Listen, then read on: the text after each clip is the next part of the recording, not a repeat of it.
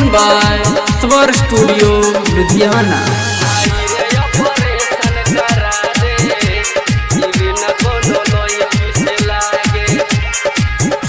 भाई रे ऑपरेशन करा दे, दिल न कोनो लड़की से लागे।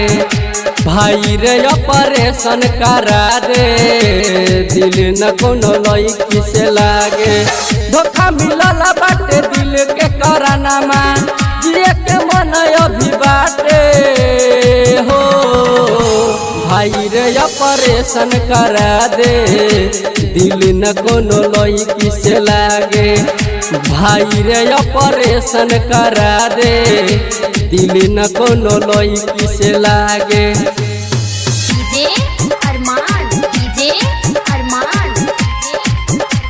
भाई रे ऑपरेशन करा दे, दिल न कोनो लड़की से लागे।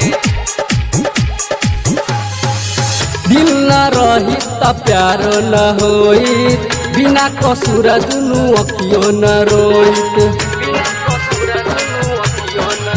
हो। दिल न रही त प्यार न होई, बिना कसूर दुनू अखियों न रोइत। टूटल दिल लागे लेली परानामा, याद करे अब काटे हो।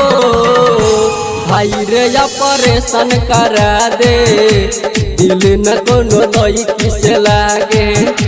भाई रे ऑपरेशन करा दे, दिल न कोनो लड़की से लागे। डीजे अरमान, डीजे अरमान। भाई रे ऑपरेशन करा दे, दिल न कोनो लड़की से लागे।